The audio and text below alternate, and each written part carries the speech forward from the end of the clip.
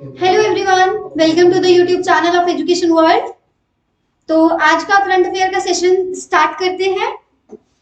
सबसे पहले power ministry revises the policy to use the biomass pellets in the coal plants. So अभी जो है पॉलिसी को रिवाइज किया गया है। पावर मिनिस्ट्री, इंडिया के पावर मिनिस्ट्री ने पॉलिसी को रिवाइज किया है कि किस तरह से हम लोगों ने बायोमास पेलेट्स को यूज करना है, किसके साथ यूज करना है, in the combination with the agricultural waste. Thermal power plants में जो है coal burning thermal power plants में इसका यूज किया जाएगा। सबसे पहले एग्रीकल्चर वेस्ट को फार्मर्स क्या करते थे, जला देते थे, पर अब उसके यूज की बात की गई है कि हम लोग क्या करेंगे, बायोमास पैलेट्स को कोल के साथ ब्लेंड करेंगे। ठीक है, इस पॉलिसी के रिवीजन के हिसाब से बायोमास पैलेट्स को कोल के साथ ब्लेंड किया जाएगा और 5% ब्लेंड जो है वो यूज किया जाएगा कहां पे, कोल बर्निंग थर्मल पावर प्लांट्स में। ठीक है, सो इसके अकॉर्डिंग अक्टूबर 2022 तक टारगेट रखा गया है कि ये ब्लेंड जो है वो 7% कर दिया जाएगा। ठीक है, तो ये नोट रखना कि अक्टूबर 2022 तक इसका ब्लेंड जो है वो 7% कर दिया जाएगा। The next one is India Croatia sign agreement for the academic collaboration in the traditional medicine system. So India का जो traditional medicine system है that is आयुर्वेदा। तो इंडिया और क्रोटिया कंट्री में जो है एक मेमोरेंडम ऑफ एसोसिएशन साइन किया गया है जिसमें 4 मेजर एरियाज के ऊपर फोकस किया जाएगा। उसमें पहला एरिया जो रहेगा that will be academic research, पहला एरिया रहेगा एकेडमिक रिसर्च का। दूसरा रहेगा क्लिनिकल और एजुकेशनल एक्टिविटीज का। ये चारों एरियाज जो है वो आपको याद करने पड़ेंगे। बहुत इंपॉर्टेंट है कि किन किन एरियाज के ऊपर फोकस करने के लिए जो है वो मेमोरेंडम ऑफ एसोसिएशन साइन किया गया है। तीसरा जो है दैट इज मेडिकल एजुकेशन, और इसी के साथ साथ मेडिकल एजुकेशन के साथ साथ ट्रेनिंग एंड कॉम्पिटेंसी बिल्डिंग की भी बात की गई है। सो ये चारों एरियाज हैं किसके लिए है कि किस तरह से हम लोगों ने जो है वो ट्रेडिशनल मेडिसिन सिस्टम्स, इंडिया और क्रोटिया के बीच में मेमोरेंडम एसोसिएशन साइन किया गया है कि किस तरह से हम लोगों ने जो है वो ट्रेडिशनल मेडिसिन सिस्टम्स को और ज्यादा एकेडमिक पॉइंट ऑफ व्यू से और रिसर्च पॉइंट ऑफ व्यू से हम लोगों ने इनको बिल्डअप करना है और स्ट्रॉन्ग करना है। Next is Purushottam Rupala launches nationwide river ranching program in the Uttar Pradesh. NFDP sanctions 2.81 crores to ranch 97.16 lakh fingerlings. So ऐसा है कि यूनियन मिनिस्टर ऑफ फिशरीज है पुरुषोत्तम रूपाला। कौन है? यूनियन मिनिस्ट्री ऑफ, ये आपको पता होना चाहिए, he is union ministry of fisheries, animal husbandry and dairy. ठीक है, सो ये भी क्वेश्चन पूछा जा सकता है, who is the union ministry of fisheries, agriculture, sorry animal husbandry and dairying, he is Purushottam Rupala.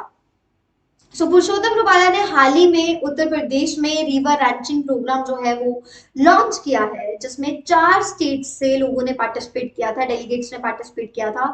वो टॉप 5 स्टेट से किया था। वो टॉप 5 स्टेट्स है। The very first is Uttar Pradesh, दूसरी जो है दैट इज उत्तराखंड, तीसरी जो है that is Orissa, next is Chhattisgarh and Tripura. Chhattisgarh and Tripura. So ये 5 स्टेट से जो है वो डेलीगेट्स ने पार्टिसिपेट किया था। National level river ranching programme रहा है ये। सो ये प्रोग्राम जो है ये आपको पता होना चाहिए कि PMMSY स्कीम के अंडर इसको लॉन्च किया गया है। सो इसका मतलब है PMMSY कौन सी स्कीम है? प्रधानमंत्री मत्स्य संपदा योजना। मत्स्य जो है वो फिश को कहा जाता है हिंदी में मत्स्य संपदा योजना। इस योजना के अंडर जो है वो union minister of fisheries, animal husbandry and dairy Purushottam Rupala के द्वारा जो है वो रिवर रैंचिंग प्रोग्राम लॉन्च किया गया है। Next is coins which Kuber ropes in Ranveer Singh as its brand ambassador. So आपको पता होना चाहिए कि कॉइन्स विच कुबेर क्या है। It is India's largest crypto exchange company. India की सबसे बड़ी क्रिप्टो एक्सचेंज कंपनी कौन है? Coins which Kuber. ठीक है, सो हाल ही में उनका कैंपेन चल रहा है जिसका नाम है कुछ तो बदलेगा। कैंपेन नेम इज कुछ तो बदलेगा, समथिंग विल चेंज। सो इस कैंपेन के तहत जो है वो इन्होंने रणवीर सिंह बॉलीवुड एक्टर को जो है ब्रांड एम्बेसडर चुना। Next one is custodian of trust bankers memoir book by former SBI chairman Rajnish Kumar. So book लिखी गई है SBI State Bank of India के चेयरमैन रजनीश कुमार द्वारा। The custodian of trust a bankers memoir. Rajnish Kumar ji जो है वो 1980 में उन्होंने SBI पीओ के रैंक पे ज्वाइन किया था और इस बुक में उन्होंने अपनी जर्नी एक्सप्लेन की है कि किस तरह से वो 2017 तक चेयरमैन के रैंक पे सर्व करते रहे और किस तरह से वो एसबीआई पीओ से चेयरमैन बने और उनकी वो सारी जर्नी है वो custodian of trust a bankers memoir में लिखी गई है। और नोट करने वाली बात यह है कि ये किसके द्वारा लिखी गई है, रजनीश कुमार के द्वारा। वो कौन थे, एसबीआई के चेयरमैन थे, 2017 तक उन्होंने सर्व किया है। और ये बुक किसके द्वारा पब्लिश की गई है, penguin random house India. So book is published by penguin random house India. अब हम लोग कुछ क्वेश्चंस करेंगे, क्वेश्चंस के थ्रू हम लोग करंट अफेयर्स कवर करेंगे। The very first is how much amount was released to the states and the union territories to meet the GST compensation shortfall. So जब GST goods and services tax को launch किया गया था उस time पे बात की गई थी कि जो स्टेट्स हैं वो कंट्रीब्यूट करेंगे किस चीज में, सॉरी सेंटर कंट्रीब्यूट करेगा स्टेट के शॉर्टफॉल में जो उनका जीएसटी कलेक्शन का शॉर्टफॉल रहता है। सो इस साल बात की गई है कि 40,000 करोड़ रुपए का फाइनेंस मिनिस्ट्री के द्वारा जो है वो स्टेट और यूटीज को कंपनसेशन दिया जाएगा। Next one is which state of government launched mission कवच कुंडल।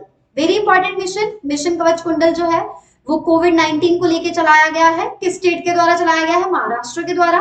क्या कहा गया है कि 7 दिनों के अंदर अंदर हम लोग मिशन कवच कुंडल के अंदर 100 करोड़ की वैक्सीनेशन को अचीव करेंगे। ठीक है, 100 crore vaccination by the 15th अक्टूबर। ये नोट कर लो, 15 अक्टूबर तक ये मिशन चलना है, एक हफ्ते के लिए ये चलाया गया है और हर दिन 15 लाख लोगों को वैक्सीनेट किया जाएगा। Next is recently regional Ayurveda research institute. ये याद रख लो, regional Ayurveda research institute, RARI is the full form of regional Ayurveda research institute. इन्होंने एक मेमोरेंडम ऑफ अंडरस्टैंडिंग साइन किया है, किस यूनिवर्सिटी के साथ साइन किया है। पहली बात ये है कि ये किस एरिया के लिए साइन किया गया, it is for the collaborative research, कि किस तरह से जो है वो आयुर्वेदा में मेडिकल साइंसेज में रिसर्च को प्रमोट करना है। और ये जो इनका MOU हुआ है that is with Sikkim Manipal university. Next is Ministry of Textiles has approved the continuation of Comprehensive Handicrafts Cluster Development Scheme. इस स्कीम के बारे में हम लोग पहले भी लेक्चर्स में डिस्कस कर चुके हैं, CHCDS Comprehensive Handicrafts Cluster Development Scheme। कितना आउटले रहेगा इसका, 160 करोड़ जो है वो इसका आउटले रहेगा। मिनिस्ट्री ऑफ टेक्सटाइल्स के द्वारा जो है ये लॉन्च की गई है और मार्च 2026 तक इसका टाइम पीरियड है। उसके बाद में recently which Asian country officially join the high ambition कोalition for nature and people.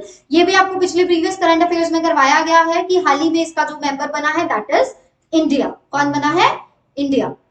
As per recent MPC किसको कहते हैं, मॉनेटरी पॉलिसी कमेटी। किसको कहा जाता है, मॉनेटरी पॉलिसी कमेटी। आरबीआई की मॉनेटरी पॉलिसी कमेटी के द्वारा रेपो रेट की रिवीजन की गई थी और उसको पुराना रेट पे ही रख दिया गया है and that rate is 4%। That rate is 4% और ऐसा हुआ है 8वीं बार कि रेपो रेट की रिवीजन के टाइम पे उसको चेंज नहीं किया गया। और इस टाइम पे आरबीआई के जो गवर्नर है वही एमपीसी कमेटी के चेयरमैन है जिनका नाम है शक्तिकांता दास। ये आपको पता होना चाहिए, आरबीआई के गवर्नर और एमपीसी कमेटी के chairman. Next is how much amount was approved by the World Bank to improve the healthcare services in the Meghalaya. Meghalaya state, India के मेघालय स्टेट, शिलोंग जिसकी कैपिटल है, वर्ल्ड बैंक ने कितना अमाउंट अप्रूव किया है उसके हेल्थ केयर सर्विसेज को improve करने के लिए। सो इसके लिए अमाउंट जो किया गया है sanction that is $40 million, $40 million। The next one is which company announced its entry into the buy now pay later. So buy now pay later एक कैटेगरी है जिसमें आप लोग चीज पहले खरीद लेते हो, क्रेडिट पे डील की जाती है और बाद में आपको उसका पेमेंट करना होता है। तो पोस्ट पे नाम की लॉन्च की गई है स्कीम। बाय नाउ पे लेटर जो है उसकी कैटेगरी में कौन आया है इस बार, दैट इज भारत पे। भारत पे इज अ फिनटेक कंपनी, आपको पता होना चाहिए it is a fintech company. Bharat पे जो है वो बाय नाउ पे लेटर की कैटेगरी में आ गया। Next is which company has signed the MOU with Karnataka government to set up an 825 rupees crore solar modules with the cell manufacturing plant in the state. So Karnataka की जो company है Bangalore based company है, ठीक है, it is a Bangalore based company solar module manufacturer, it's name is MV ने MOU sign किया है। 825 करोड़ की डील रही है मॉड्यूल्स, सोलर मॉड्यूल्स और सेल मैन्युफैक्चरर्स करने के लिए। Who became the first Indian women to win a silver medal in the World Wrestling Champion? So पहली महिला जिसने वर्ल्ड रेसलिंग चैंपियनशिप में सिल्वर मेडल जीता है, she is Anshu Malik। Next one is which country has unveiled the logo for 2024 European Championship? So European Championship के लिए किसने लोगो unwell किया है? That country's name is Germany. That country name is Germany. Light show इसके लिए organise किया गया था लोगो को अनवेल करने के लिए. Which country pulled out of the 2022 Birmingham Commonwealth games hockey competition? Hockey competition से बर्मिंघम कॉमनवेल्थ गेम्स की हॉकी कंपटीशन से कोविड-19 के रिस्क को देखते हुए किस कंट्री को पुल आउट किया गया है? That is our country India. Who was appointed as new India country head of International Financial Corporation? So International Finance Corporation जो है which is considered as an arm of World Bank. World Bank का arm इसको कहा जाता है. So India का national head किसको बनाया गया है? वेंडी वर्नर को. किसको बनाया गया है? वेंडी वर्नर को. Who took over as a chairman of Paradev Port Trust? So Paradev Port Trust जो है वो बहुत ही मेजर पोर्ट है, बहुत ही मेजर बंदरगाह है, बहुत ही मुख्य बंदरगाह है जिसके थ्रू जो है वो ट्रेड किया जाता है बाकी कंट्रीज के साथ इंडिया के द्वारा. सो इस बार जो चेयरमैन बनाया गया है that is PL Harnad. That is PL Harnad. Who has been given the additional charge as the chairperson of the National Financial Reporting Authority? ये किसी को पूछा भी जा सकता है. Which institution is known as NFRA? That is National Financial Reporting Authority. So National Financial Reporting Authority is Ashok Kumar Gupta. Ashok Kumar Gupta. और इस टाइम पे इसके जो चेयरपर्सन है that is R Sridharan. Chairperson कौन है NFRA के? ये भी आपको पता होना चाहिए, आर श्रीधरन. और आर श्रीधरन जो है आपको पता होना चाहिए कि चेयरपर्सन का जो टेन्योर रहता है that is of 5 years. Recently, Abdul Razak Gurnah has won the 2021 Nobel Prize in the Literature. Which country does he belong to? So he is a Tanzanian novelist. वो नॉवेलिस्ट हैं, Tanzania के रहने वाले हैं. उनको Nobel prize in literature में award मिला है. Why so? Because of studying the effects of the colonialism and fate of the refugees in the Gulf between cultures and the continents. So इसके लिए अब्दुल रज़ाक गुरनाह को 2021 का नोबेल प्राइज लिटरेचर में award किया गया है.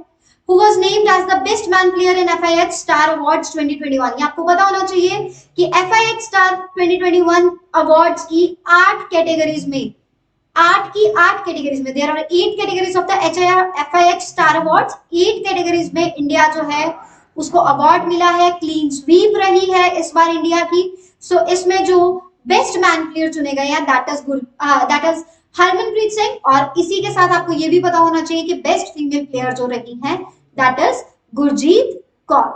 Next is which state launch the app fish वाले India's first ई fish market? पहली ई फिश मार्केट असम में इसकी ऐप लॉन्च की गई है. कहां पे की गई है? असम में ऐप लॉन्च की गई है. किसने की है? असम के फिशरीज मिनिस्टर ने की है. तो असम का फिशरी मिनिस्टर है कौन? He is Parimal Shuklabaidya. Parimal Shuklabaidya, BAIDYA. सो उन्होंने इंडिया की सबसे पहली ई फिश मार्केट को प्रमोट करने के लिए फिश वाले ऐप जो है वो लॉन्च की है. सो असम में ये सबसे पहले लॉन्च की गई है.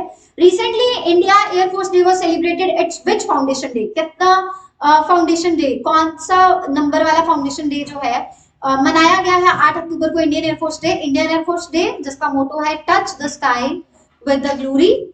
श्रीमद् भगवत गीता जी के 11वें अध्याय से लिया गया ये मोटो, नभ स्पर्शम Deeptam.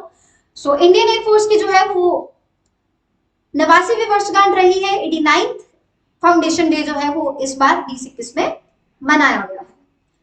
The last question of the today's current affair is what is the theme of this year world's egg day? World's egg day जो है वो हर साल मनाया जाता है. कब मनाया जाता है? हर 1 अक्टूबर के सेकेंड फ्राइडे पे.